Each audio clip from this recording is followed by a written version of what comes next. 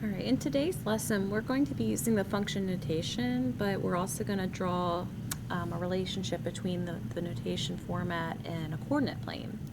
So just to remind you, we are no longer saying like y equals 2x plus 1. Instead, we're going to say f of x equals 2x plus 1. Right, so again, just remembering that f of x, that's just fancy for y. You guys were taught that y's depend on x's, and this is just more of a literal way of saying that. Like f depends on x. The function value depends on x. So when you see this ordered pair, 3, 5, we know that x would be the first number, which of course is 3, and y would be your 5. In order to make the 5 occur, we had to put 3 in x's spot. So when we're in function notation, that's the same thing as writing f of 3 equals 5, meaning when I plug 3 into the formula, my answer is 5. So if 3 goes in, 5 comes out. That's how I really want you to think of that. So whatever's in the parentheses is going to be really an x value, and whatever's on the other side of the equals is a y value.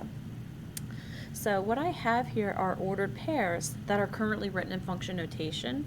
I just want us to be able to realize what those ordered pairs are. So for letter A, because the 2's in parentheses, that 2 would be your x, and the 6 would be your y value. And again, all this means is if you plug 2 into the formula, your answer is 6. In other words, 2 goes in, 6 comes out. X goes in, y comes out. So obviously the next one would then be 3, 1. We have 4, 0, and we have 0, 4. So again, whatever's in the parentheses, that's your x value, and whatever's on the other side of the equals is your y value. So let's jump into the coordinate plane and see what this looks like. So first off, they're going to say use the graph to find the following. So again, this is a notation thing. You just have to know what you're given and what you're looking for. All right, so all of these values, notice that they're in parentheses. So that means they're giving us all these different x values, and you're asked to find their corresponding y values.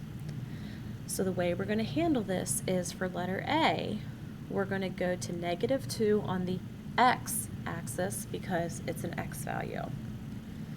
And then you want to look up and down all along that -2 on the x-axis and look for any spots of intersection. So you can see right here, this vertical line intersects with the pretty curve that they've drawn for us. That point takes place at -2, 4. Well, we already knew that the x was -2. They told us that right here. What they want to know is who is the y value, and now you can see, oh, it's 4. So when x is -2, my y value is 4. So we'll try it again. Letter B, we need to go to 2 on the x-axis. So we're going to go over here to 2, and you need to be looking up and down because that would be 2's all up and all down. So everything has an x value of 2. That would be on this line. And look for that spot of intersection, which is right here. And then ask yourself, where is that dot? And hopefully you say, oh, it's at 2, -2. Well, I really knew it was 2 because they told me x is 2. What I didn't know was it's -2. So f of 2 would get me -2. If I plug 2 in for the function value, I'll get -2 as the outcome. Okay, we're going to proceed. So this time I'm not going to draw the lines. We're just going to find where 5 is on the x-axis. So you're going to go over here to 5. If you look up, we're not going to intersect anything. But if you look down, we are. We're going to have an intersection right here. So that location would be 5, -1. So the y-coordinate of that point at 5 is -1. And we'll do one more. This time we're interested in -4 for x. So you're going to go left 4, and there's nothing below to intersect, but if you look up, there definitely is an intersection. So right there, you would have -4, 2. So when x is -4, your y value is 2. All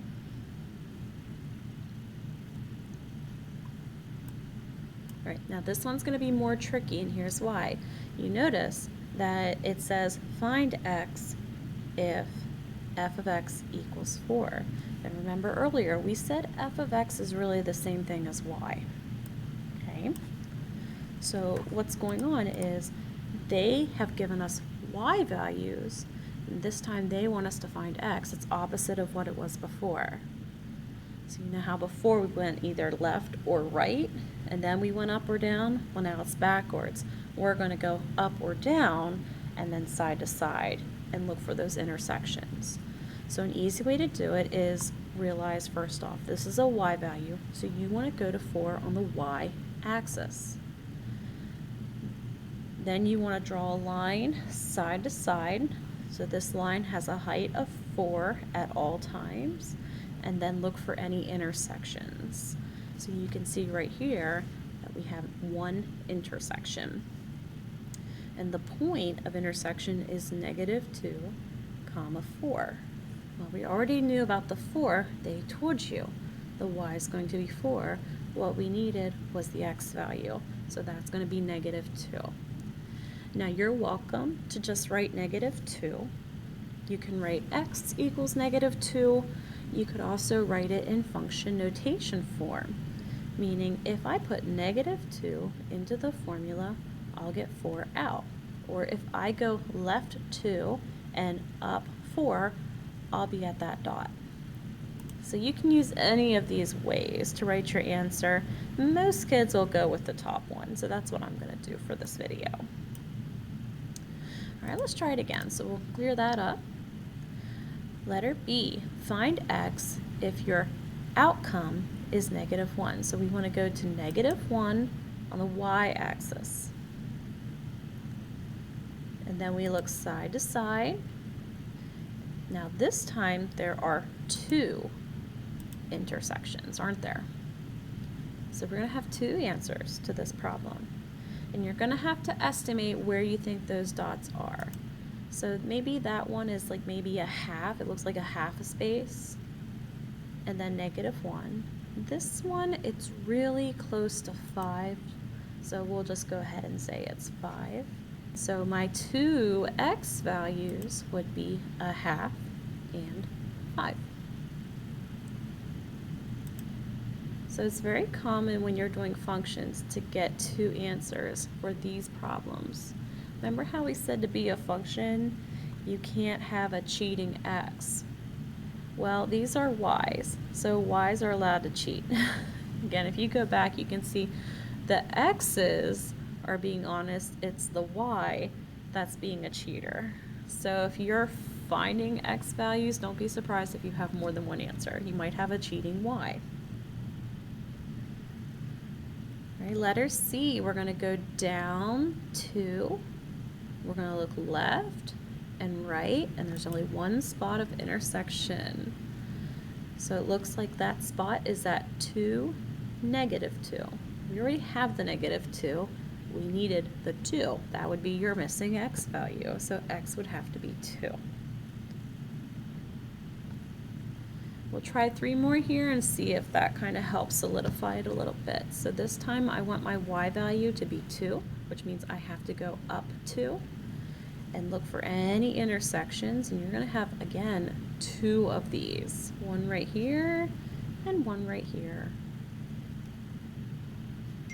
So there are 2 x values that have a height of 2. The first one is -4. Now the second one, you're going to have to round it. So it wouldn't be marked wrong if you rounded it a little different. It's definitely not -1, and it's definitely not 0. It's somewhere in between there. It looks like it's a little more than halfway, so I'm going to guess like -0.8-ish. So those would be my 2 x values. What if you have a height of 1? Let's see. I want you to just go up 1 and then look left and right. You're going to cross twice. Once right here, once right here. And again, we're just going to estimate the x values of these points. This one looks to be halfway between -4 and -5. This one looks halfway between 0 and -1. So those are what I'm going to go with for that. All right, last but not least, what if your y's equals 0? Well, that would actually be the x-axis itself, right? We don't go up or down, and we just look side to side. So it looks like we're going to have an intersection here and one right here.